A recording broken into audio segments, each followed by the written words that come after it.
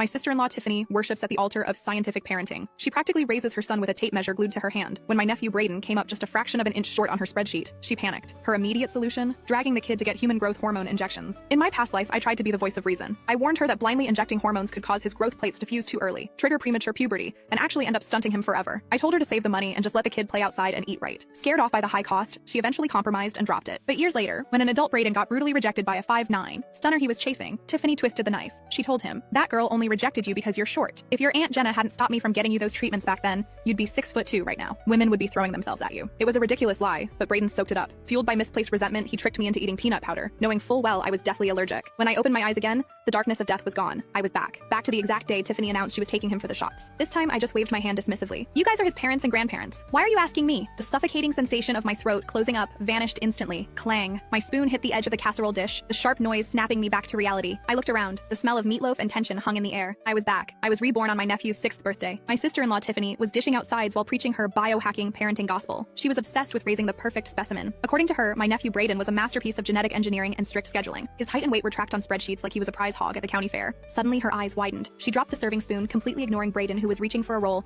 and practically ripped the shirt off the poor kid's back. She whipped out a thick leather notebook and a tape measure. She started measuring him right there at the dinner table. My parents watched their shivering grandson with pity, but didn't dare say a word. They just forced awkward smiles and praised Tiffany for being such a dedicated mom. Tiffany let out a sharp manic laugh, tapping her pen against the notebook. Weight is easy to control with fasting, but height? That's the tricky bitch. He's exactly 6 today, and according to the new elite percentiles, he's short by 0.04 inches. No way, this is a slap in my face. She looked up, her eyes gleaming with a terrifying resolve. Good thing I've got a backup plan. A friend at the club recommended a wellness doctor who prescribes HGH, human growth hormone. As soon as we finish eating, I'm taking him to get his first shot. Usually she just starved him or force-fed him to match a graph. But injecting hormones? My parents shifted uncomfortably in their chairs. They were old school. They knew messing with hormones wasn't like taking a vitamin gummy. What if they broke their precious grandson? But being the spineless cowards they were, they didn't dare confront Tiffany. They looked at my brother Kyle, who was stuffing his face, pretending to be deaf. So naturally, they turned their desperate eyes to me. "Jenna," Mom started, her voice wavering. "You're smart. Your dad and I don't get this science stuff. Is it safe to inject that junk? Won't there be side effects?" As soon as Mom spoke, Tiffany's head snapped toward me, her gaze predatory. "Yeah, Jenna, tell Mom and Dad. Tell them how human growth hormone is a miracle. It's science, right?" Hearing Tiffany's shrill voice triggered the memories of my violent death. In my last life, when Tiffany proposed this insanity, I spoke up. I did it out of love for Braden. My brother and his wife weren't exactly giants. They were average.